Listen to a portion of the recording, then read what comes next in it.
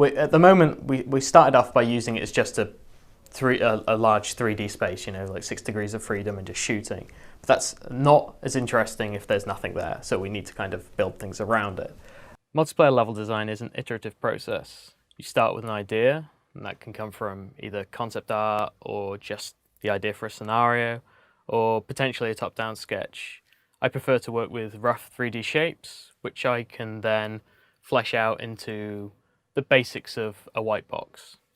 So when the white box is play-tested, it requires a lot of iteration. It requires perfecting the sight lines, timing the choke points, and maintaining metrics.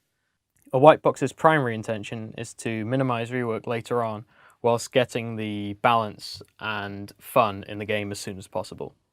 Parallel to the initial playtests, art and narrative are also working. They're planning their treatment of the locations and spaces, and they are very much informed by the white box, but they do bring their own ideas from their own pool. There's a lot of back and forth with art when maintaining metrics. There's always the desire to make things look visually appealing, but we always need to make sure that the mechanics will still work well with that. So that's judging heights of crates and mantling points and distances between doorways and keeping routes clear. As testing progresses, art are able to flesh out areas that have become a little more set in stone. And over time, the map changes from a textureless shell to a more believable and aesthetically pleasing location.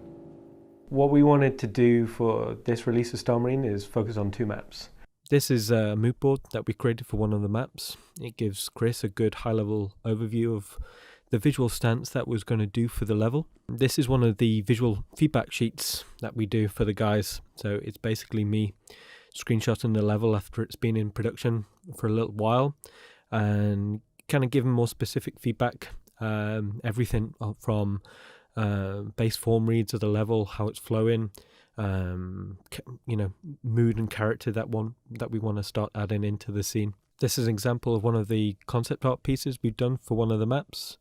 Once the designer white box has been verified and signed off, then we'll take it into concept to see where we want to visually push the scene. This is a good chance for us to explore where we want to take it, play with the moods, play with the lighting, play with the dressing, to see what will work before we take it into full production.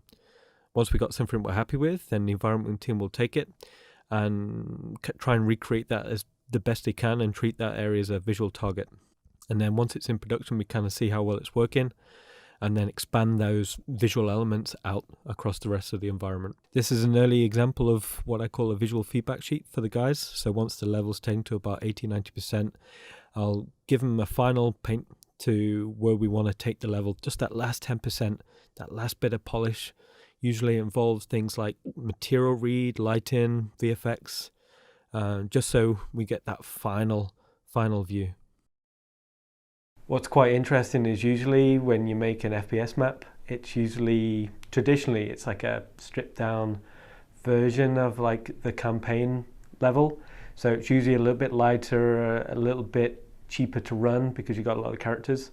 But for us, what we wanted to do is almost the opposite. We wanted to make a hero location specifically for FPS, right? So hopefully what the players are going to see is a lot more considered time, a lot more considered visually, so they can get, I'm hoping, a good experience. So we have 2 Marines and we have 2 slavers, a medium and a light of each one.